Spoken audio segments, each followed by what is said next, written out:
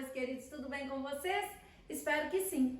Hoje, finalmente, acabaremos as nossas aulas sobre Grécia Antiga.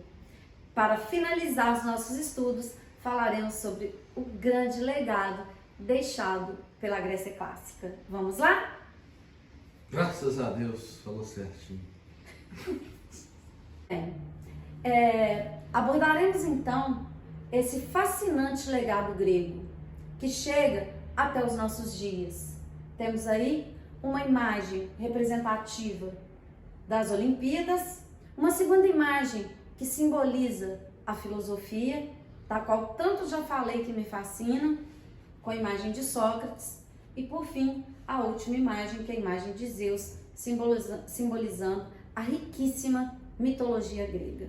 Vamos lá mergulhar nesse legado fascinante? Temos aí os 12 deuses do Olimpo. Na verdade, abordamos isso em nosso trabalho sobre os deuses da Grécia, quando pesquisamos sobre cada um deles. Temos aí um quadro resumido de alguns deuses. Não me deterei aqui na história da mitologia, mas a imagem é apenas ilustrativa. Alguns deuses que, dentro do senso comum, a gente sempre ouve falar. Zeus, que corresponde no imaginário, e abordaremos isso quando iniciarmos a história do cristianismo, a incorporação dessa ideia de Zeus à nossa ideia do Deus monoteísta. Zeus é Deus. Essa relação nós faremos justamente quando iniciarmos os nossos estudos sobre a Idade Média. Hera, Poseidon, Deméter, Bacos, Apolo, Artemis, Hermes, Atena, Ares, Afrodite e Hefesto. Cada um desses deuses nos traz uma história fascinante. E muito mais do que uma história, esses deuses, eles dizem muito da vida de cada um de nós. Até hoje, a mitologia, ela tem muito a nos ensinar. A característica dos deuses, como já vimos, é uma característica de sentimentos humanos. Todos os deuses possuem sentimentos como ciúme, amor, raiva, vingança. O que os difere dos mortais é apenas essa característica. Os deuses são imortais. E cada uma dessas histórias, como disse, elas podem explicar vários aspectos da nossa vida, especialmente no campo emocional e psicológico. Vale a pena esse aprofundamento desses estudos. Existe uma vasta literatura a esse respeito e também livros de historiografia. Um dos livros que podemos citar, já citei em aulas anteriores, é um livro clássico, o livro de ouro da mitologia, História de Deuses e Heróis, de Thomas Buffett. Não sei se o sobrenome é pronunciado dessa forma. Muito bem. Fica aí a dica, a indicação, para quem quiser se aventurar um pouco e aprofundar nesse estudo fascinante sobre a mitologia. Muito bem. Continuando, veremos aí uma imagem dos 3 principais filósofos gregos. Na verdade, a influência desses filósofos é uma influência fundamental até hoje. Toda filosofia, seja para criticar ou para se basear, ela acaba fazendo referência a esses 3 grandes filósofos: Platão, Sócrates e Aristóteles. Na verdade, se fôssemos projetar a imagem dentro da cronologia, Sócrates é o primeiro, depois temos aluno de Sócrates, Platão, e depois Aristóteles. Não me deterei aqui também ou aprofundarei em cada um desses filósofos. Isso, o professor de filosofia, o Roberto, ele já faz muito bem. Vocês estudarão cada um desses filósofos, que me fascinam profundamente, especialmente a filosofia platônica.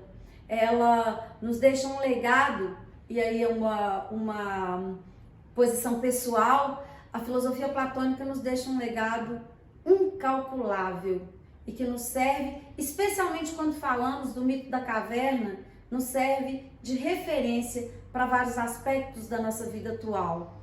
Vários filmes inspirados no mito da caverna, como por exemplo o filme Matrix, que vale aí como indicação cinematográfica para entendermos um pouco mais dessa filosofia e entender que a grande função da filosofia é nos fazer pensar. E não só pensar, pensar melhor. E esse talvez seja o maior legado da Grécia, né? Em um momento em que a discussão muitas vezes supera a reflexão, precisamos retomar os princípios gregos da arte, do conhecimento e da reflexão filosófica.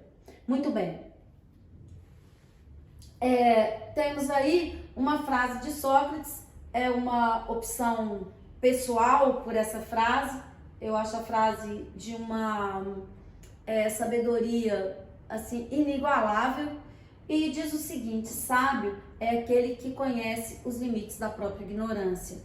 O que eu percebo é que quanto mais estudamos, quanto mais aprofundamos os nossos conhecimentos, mais temos a exata noção do quanto somos ignorantes. E quanto menos sabemos, mais nos julgamos detentores de algum conhecimento. Então, fica aí, já que não temos a oportunidade do debate em sala de aula, fica aí essa importante reflexão. O quanto nós buscamos de fato conhecimento. O que nós de fato sabemos e o que de fato achamos que sabemos e temos a ilusão com manchetes de jornal que já sabemos alguma coisa. Então, que cada um faça a sua reflexão pessoal a esse respeito. Muito bem. Falamos aí na imagem inicial dos Jogos Olímpicos. Vamos aprofundar um pouco mais nessa questão. Os Jogos Olímpicos, eles têm origem em 776 a.C. na cidade de Olímpia. Daí o nome Jogos Olímpicos, pouca gente sabe disso. A ocorrência era feita de 4 em 4 anos e era, na verdade, uma homenagem a Zeus. Durante 5 dias, esses jogos eles aconteciam e quem participava eram os cidadãos gregos. A premiação era uma coroa de louros. Então, quando a gente faz referência, receberam os louros, ou seja, receberam a vitória, a recompensa. As modalidades esportivas, por exemplo, arremesso de discos, corrida de cavalos. Então, o que nos diz essa questão das Olimpíadas? As Olimpíadas, elas são muito significativas daquilo que os gregos eles valorizam. Os gregos, em sua racionalidade, não valorizam apenas o conhecimento intelectual. Mesmo considerando as diferenças entre Esparta e Atenas, que vimos, inclusive, abordamos longamente em nosso trabalho, e pensando que Esparta valoriza mais os exercícios físicos, a arte da guerra, enquanto Atenas valoriza muito mais esse lado intelectual, mesmo considerando essa diferenciação, o que podemos afirmar é que o mundo grego ele preza o homem como um todo, o homem em sua totalidade. E o que significa isso? Tanto o aspecto físico quanto o aspecto intelectual. Dizem que Sócrates, já bem mais velho, ele se preocupava, além do intelecto, né, que o caracteriza, ele se preocupava com sua condição física.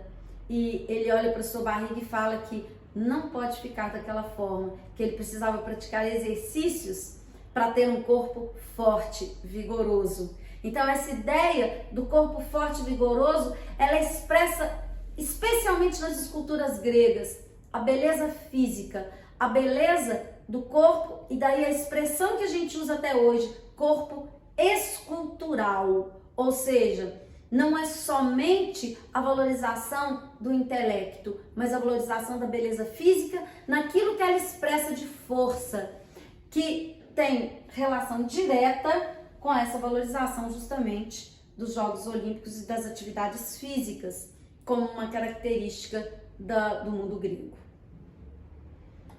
Continuando, a cultura grega, a gente vai trazer agora alguns elementos que já trabalhamos também, né? O nosso trabalho foi justamente sobre esses aspectos da cultura grega. Temos aí o teatro, tão emblemático dos gregos, que tem, antes de tudo, uma função educativa. E daí a grande repercussão que ele tem na sociedade grega e até hoje, embora a nossa cultura ocidental e a nossa cultura atual, ela valorize muito mais o cinema do que o teatro. Muitas vezes vamos ao cinema e não vamos ao teatro. É uma reflexão para ser feita. Muita gente pode dizer, o teatro não é tão acessível quanto o cinema, mas é uma outra discussão, nem entrarei nela aqui agora, mas o porquê muitas vezes optamos por uma cultura de massa, como o cinema, e vamos muito menos ao teatro. É outra reflexão aí necessária de ser feita. Bem, alguns autores importantes: Sófocles, com Édipo Rei, Esquilo, com Prometeu acorrentado, e aí só para citar, da vastidão que temos aí em relação ao teatro grego, algumas obras das mais conhecidas. O gênero, comédia, geralmente comédia e tragédia, autores, geralmente os homens mascarados. Falarei só uma abordagem rápida e também uma reflexão a respeito dos homens mascarados.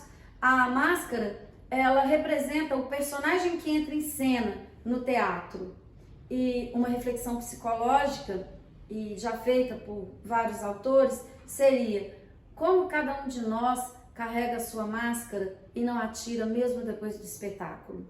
Será que não representamos o tempo todo personagens e não conseguimos viver com autenticidade fora do personagem que representamos socialmente?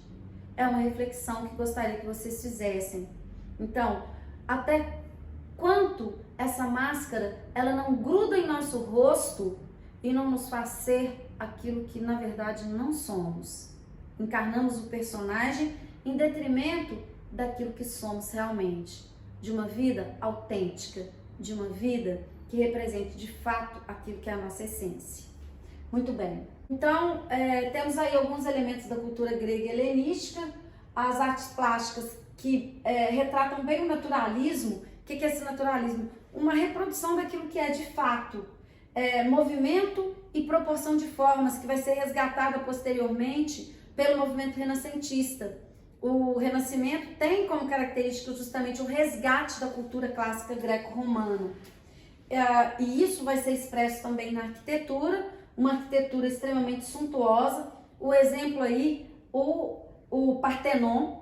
Abrimos a nossa aula, falamos dessa construção, explicamos o significado dela, e talvez seja a imagem mais emblemática do ponto de vista arquitetônico da cultura grega. Temos aí a expressão dos três estilos, já falamos sobre isso, os três estilos da arte grega. Os três estilos da arte grega, que, como disse, vai ser resgatado pelo movimento renascentista. O que podemos observar aí vai ser justamente a característica que exaltei quando falei dos Jogos Olímpicos, a busca de uma perfeição de formas, o corpo retratado e a nudez como um tema essencial nessas obras. Então, quando pensamos na arte grega, pensamos essencialmente naquilo que a caracteriza, a valorização do homem, o hedonismo. O que é o hedonismo? A busca do belo, a busca do prazer, que na verdade representa, do ponto de vista simbólico, a grande contribuição dos gregos até os nossos dias. O que os gregos nos deixaram, em minha opinião, de mais simbólico e significativo, o prazer absoluto pela busca do conhecimento. Muito bem, finalizamos aqui. Em nossas próximas aulas abordaremos outra importante civilização, a romana. Espero que tenham gostado, espero que tenham aprendido. Um grande beijo, até a próxima aula. Ficou muito bom.